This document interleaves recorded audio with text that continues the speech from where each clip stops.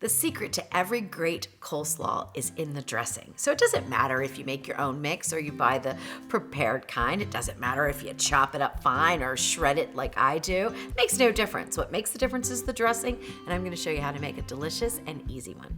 Welcome to The Salted Pepper, where we cook for real life using real food and we keep it real simple. Today I'm going to make coleslaw, but this video is not about the coleslaw mix because that doesn't make the difference. What makes the difference is the dressing. So we're going to concentrate on that. But meanwhile, I'm going to get my vegetables prepped for the type of coleslaw that I like, which is a shredded coleslaw. So you can buy the prepared bag kind, that's no problem at all, or you could chop it up fine and make your coleslaw that way. But I like to shred mine, so I'm going to do that real quick, and then we're going to get to making the dressing.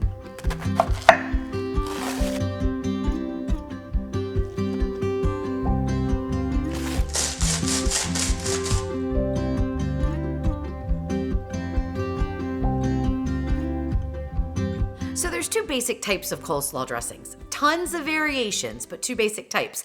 And that is a vinegar-based and then a sweeter mayonnaise-based. So we're gonna make a mayonnaise-based that's a little bit sweet with a little bit of sour, and I'm gonna add an ingredient to my coleslaw that might surprise you a little bit, and it's absolutely delicious. So first, let's get our dressing made up now that we have our coleslaw ready. I'm using 1 cup of a good quality mayonnaise. All right, that's great. 1/2 cup of sugar.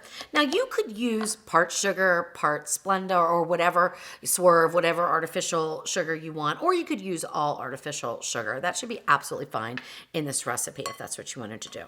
1 teaspoon of a spicy brown mustard. 1/4 cup of white vinegar. This is so easy to make.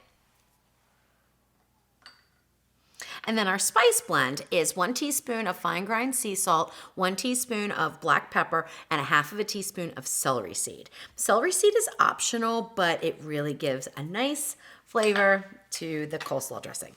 Then you just take a little whisk and whisk it up.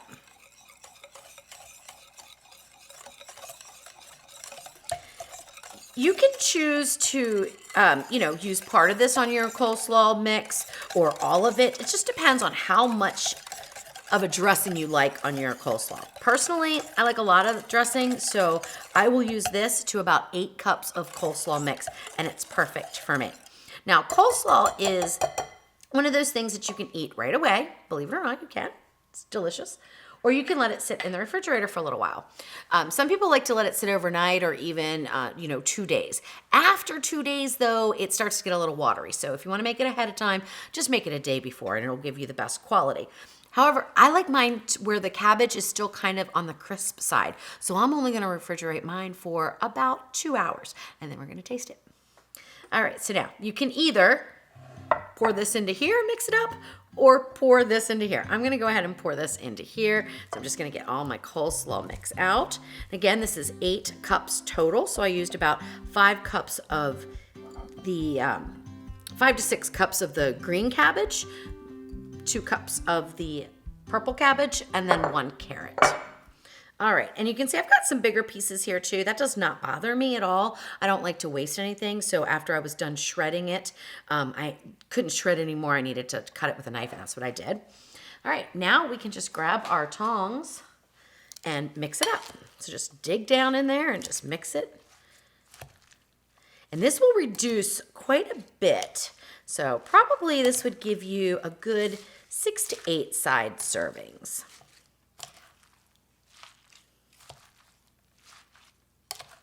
The longer you let it sit, the more it reduces too. So keep that in mind when you're planning for volume if you're having, a gathering or something.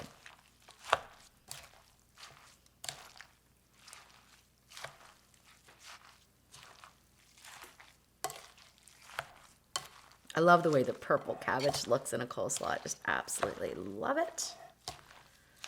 Oh my gosh, this looks amazing. All right, so now that that's all mixed up, you can certainly give it a taste if you want, but I've made this coleslaw dressing a gazillion times, so I know it tastes good.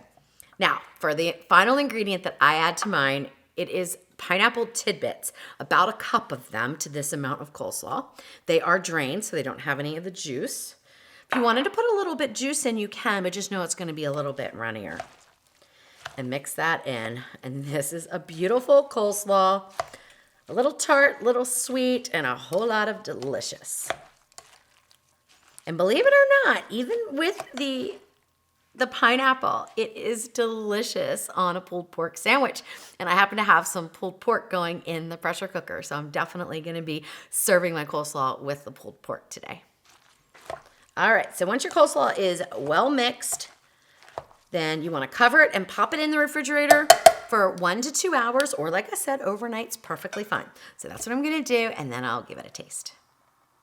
After you chill your coleslaw for your desired amount of time, which can be just a couple of hours like I did, or overnight, give it a nice toss so that all those flavors combine.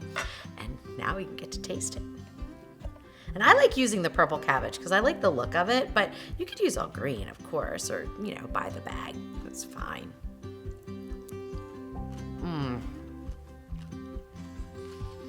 Oh, my goodness. It's not too sweet, not too sour. It is perfect.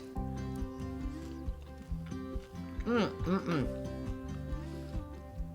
pineapple is fantastic in there too. So I think 2 hours is the perfect amount of time because everything's really nice and crisp. But I know some people like to let it sit a little bit longer.